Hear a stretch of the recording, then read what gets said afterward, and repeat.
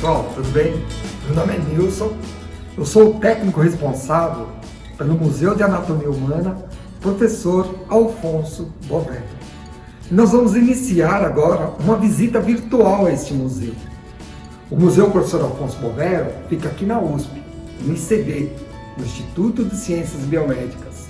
E o Alfonso Bovério, que é esse aqui, é considerado para nós o grande precursor do estudo de anatomia. Ele foi o primeiro professor que nós tivemos no departamento que deu aula de anatomia humana e deixou como legado este museu que vocês vão ter o privilégio de visitar agora virtualmente. Aqui nós temos um espaço bem interessante, chamado de Cápsula do Bovério. Nesse espaço tem uma foto aqui do professor Alfonso Bovério e seus primeiros discípulos. Esses discípulos do Bovério, foi através dele que se fundou os departamentos de anatomia de muitas universidades aqui no Brasil. E tem outra coisa bem interessante. Este aqui, o professor Bielik, ele fazia parte da corte russa. Quando teve a revolução na Rússia, ele saiu fugido de lá da Rússia. Aí o professor Renato Locke ficou sabendo que esse professor estava aqui no Brasil, trabalhando nas estradas de ferro do Paraná. Foi atrás dele, trouxe-o e apresentou para o professor Bovério. O professor Bovério viu que ele era um médico renomado, que conhecia muito bem a anatomia, e ele também começou a fazer parte da equipe do professor Alfonso Bovério. Outra área bem interessante que nós temos aqui no museu é um espaço destinado a mostrar a parte do escritório do Bovério. Então nós temos aqui a mesa que ele usava, a cadeira que ele sentava, porque na época ele não tinha computador, então ele usava uma máquina de escrever. Aqui está uma máquina onde ele usava para preparar os seus materiais. Ele datilografava todo o material anatômico que ele tinha que preparar as aulas que ele dava, aula de anatomia para o curso de medicina. Outra coisa legal aqui, pessoal, é que nós temos a mesa que o professor Alfonso Bovério usava, as mesas dos laboratórios de dissecção da época. Vocês podem prestar atenção que a mesa é de mármore. E ele usava essa mesa para preparar as peças anatômicas. Temos também o microscópio da época que ele usava. Porque o professor Alfonso Bovério ele não trabalhava só com coisa macroscópica, trabalhava também com coisa microscópica. Tanto é que aqui temos alguns exemplares de lâminas que ele preparou no microscópio. E ali na frente tem os instrumentais que ele utilizava na época para preparar as peças anatômicas, e muitas delas estão expostas aqui no nosso museu. Olá, eu me chamo Denício, sou estudante de doutorado, orientado pelo professor, curador do museu, professor Edson Aparecido Liberti. E hoje eu vou apresentar para vocês parte do museu, enfatizando a parte sistemática, uma vez que o museu ele se divide em sistemas.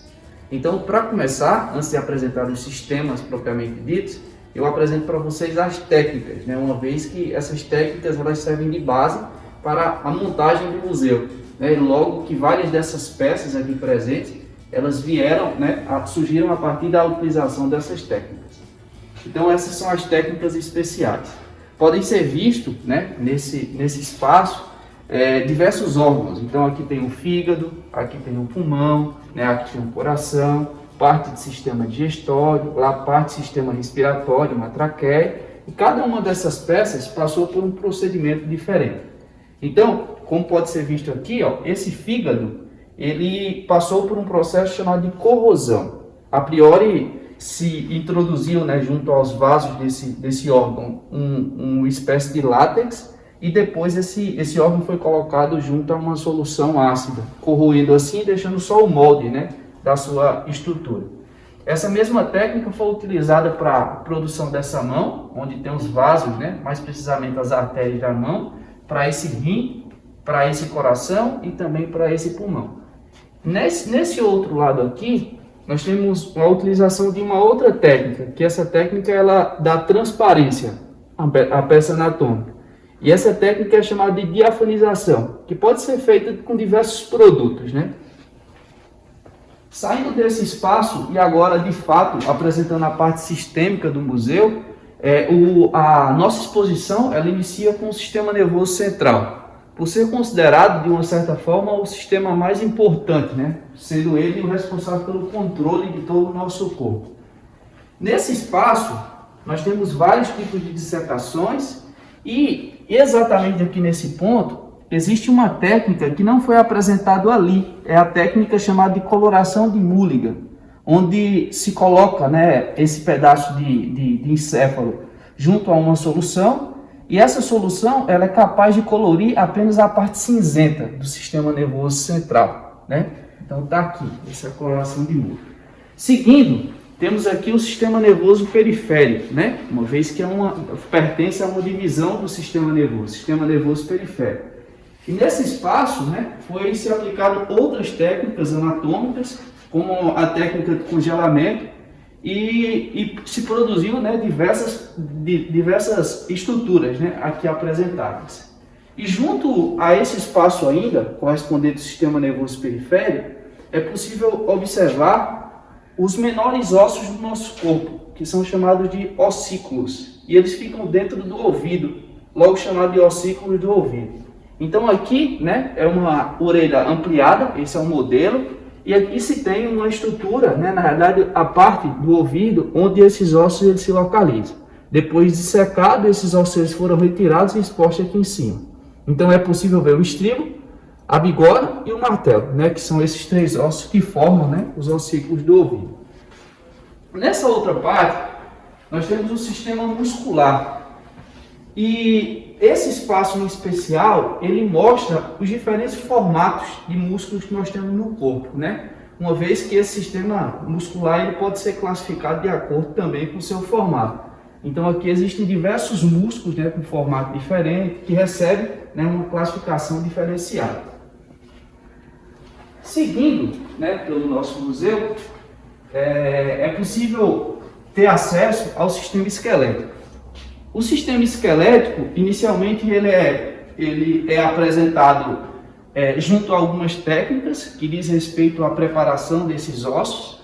Então, essa técnica aqui eu já apresentei inicialmente, mas é importante falar aqui também. Então, tem aqui, no caso, uma parte do fêmur, e esse fêmur, como pode ser observado, ele não é uma estrutura extremamente compacta, ele é uma estrutura leve e esponjosa. Então, se olha com cuidado, você vai ver que a maior parte do fêmur, né, é constituída de tecido esponjoso, né, dando um aspecto então de esponja. E esse fêmur, quando colocado em uma substância ácida, é possível diafanizá-lo. E aí ele torna-se transparente.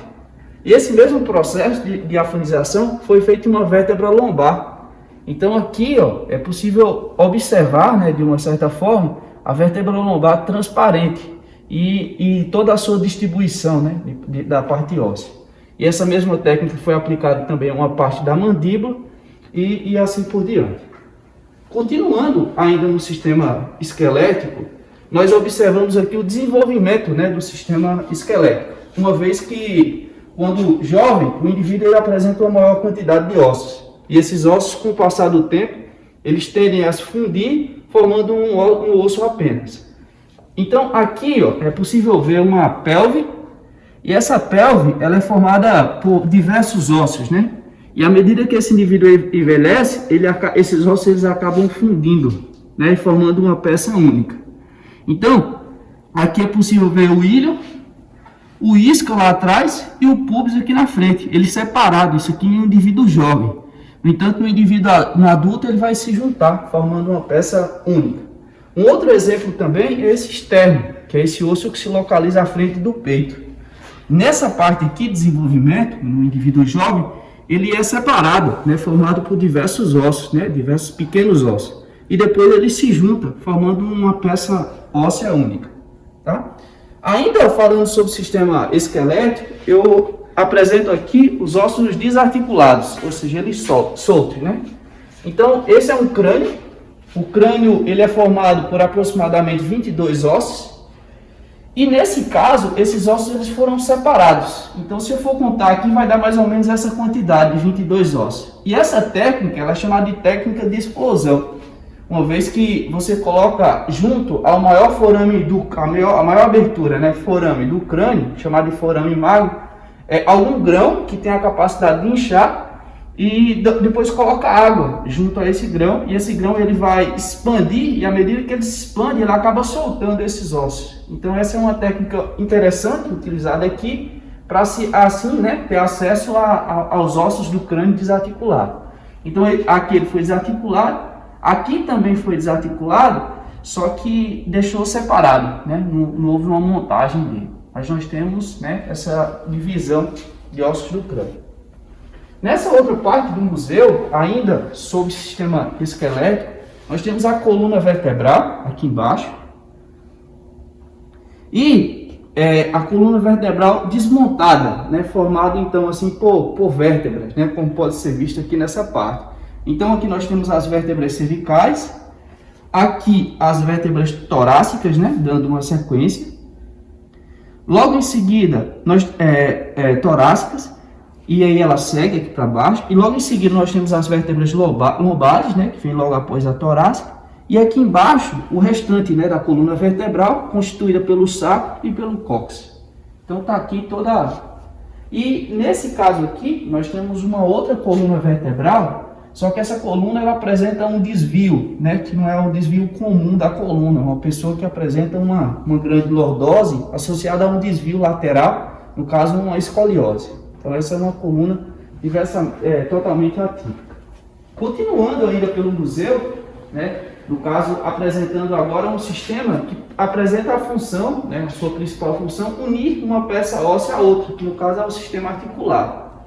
Aqui, nessa parte específica do museu, nós temos uma explicação interessante no que diz respeito à junção óssea. Então, no indivíduo jovem, é possível observar diversas aberturas, né, junto a essa parte de cima do crânio do indivíduo, que é chamada de calota craniana. Então, uma abertura grande. Essa abertura, normalmente, ela é chamada de fontanela. Então, está uma fontanela aqui. À medida que esse indivíduo envelhece, essa fontanela ela vai fechando. Ela fecha. E quando o indivíduo está adulto, ela é completa, ela fica totalmente completa, ela ossifica por completo. E aí, aqui já não se observa mais nada. Essas peças do crânio, os ossos do crânio, eles são unidos por suturas. Então é uma estrutura, uma articulação que apresenta o formato de costura, por isso assim chamada de sutura. Nesse indivíduo jovem, né, uma criança, as suturas elas estão totalmente presentes. No indivíduo adulto ainda permanece, no entanto, no indivíduo velho, né, no indivíduo senil, é possível observar que essas suturas elas desaparecem. Então, com o passar do tempo, a quantidade de ossos ela tende a diminuir de uma certa forma, porque as articulações, pelo menos do crânio, elas tendem a desaparecer. Então aqui já não tem nenhum tipo de articulação. Saindo do sistema articular, nós vamos para o sistema circulatório. O sistema circulatório, como pode ser visto aqui nesse espaço, ele é formado basicamente por vasos, né, e pelo coração.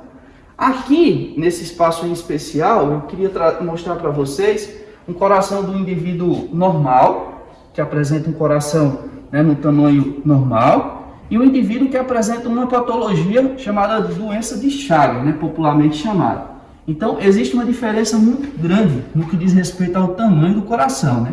Então, esse coração, ele bem menor, né, no indivíduo adulto normal, e uma pessoa que apresenta a doença de Chagas, esse coração ele acaba aumentando de tamanho.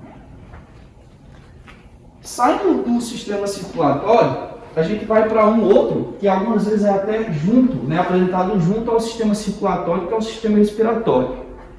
No sistema respiratório, aqui ele está representado por essas peças ósseas, né, que vai mostrar as estruturas que estão presentes, né, dentro da cavidade nasal, que são as conchas nasais, e por outras estruturas também. Nesse outro espaço, é possível observar a parte mais baixa, né, do sistema respiratório, representada pelos pulmões, onde nós temos pulmões que passaram por um processo chamado de corrosão, que também já foi apresentado para vocês. Onde se introduz algo junto a esse pulmão, né, dentro desse pulmão, e depois ele é corroído, né, por um ácido, formando só uma espécie de molde. Então aqui está a parte de pulmão, passou por procedimento de corrosão. Depois do sistema respiratório, a gente vai para o sistema digestório. Esse sistema digestório, o que tem de interessante a ser mostrado para vocês, é esse estômago aqui, ó. Esse estômago, ele é um estômago de um indivíduo certamente obeso e ele foi preparado, de uma certa forma, para mostrar a vascularização dele, mais precisamente as artérias, né, que irrigam esse estômago. Então, olhando com detalhe, é possível ver, né, toda essa irrigação presente nesse órgão. Seguindo ainda, né, pela passagem, né, pelo museu, nós vamos para o sistema urogenital. O sistema urogenital, ele é formado pelos órgãos, né, genitais, vamos dizer assim, e o aparelho que está relacionado com a filtragem do sangue e produção de urina, o sistema urinário. Esse sistema, vou mostrar para vocês algumas peças que de fato devem ser consideradas aqui nessa parte. Aqui nós temos dois rins, tá? Um rim aqui e um outro rim aqui. E esses rins, eles passaram também pelo processo de corrosão, ou seja, foi injetado algo, né, junto aos seus vasos, e depois ele foi submetido a uma condição ácida, né, fazendo assim com que ele fosse corroído. Então aqui tem os dois rins, que passou por esse processo, e nessa outra peça aqui é possível observar dois rins que não passaram, né, por isso. Então esse é o formato normal de um rim humano. Aqui nós temos algumas peças, né, referentes ao sistema reprodutor. Seguindo ainda pelo museu, nós temos a sala aqui do professor Alfonso Bovero, que representa basicamente as condições onde ele trabalhava, com tudo, né, que foi apresentado. Aqui na frente, nós temos a parte de desenvolvimento, né, do indivíduo, onde é possível observar fetos, né, e embriões, né, em diferentes fases, e também o desenvolvimento de alguns órgãos, como por exemplo o fígado. Então nessa parte aqui nós temos o desenvolvimento do fígado, né, no indivíduo, à medida que ele amadurece. Para o final do museu, nós temos essa outra parte, que é a parte de anomalias, mas essa parte eu vou deixar, né, a cargo da visita de vocês. Então, à medida que vocês vierem, né, visitar o Museu de Anatomia, vocês terão acesso a essa parte. Gostaram? Isso foi só um pouquinho do que nós temos aqui no museu. Tem muito mais. Quando normalizar os atendimentos, será um prazer ter vocês aqui conosco. Mas, por enquanto, vocês podem ir nos acompanhando nas redes sociais. Instagram, Facebook. Lembrando que essa amostra é uma amostra que ela pode mudar a qualquer momento. Então, de repente, o que vocês viram hoje, ela pode não estar presente em um outro momento. Pois esse é um museu, de uma certa forma, itinerante. Logo, é importante que vocês participem, né, das redes sociais e, quando voltar ao normal, vocês venham nos visitar. É isso e muito obrigado.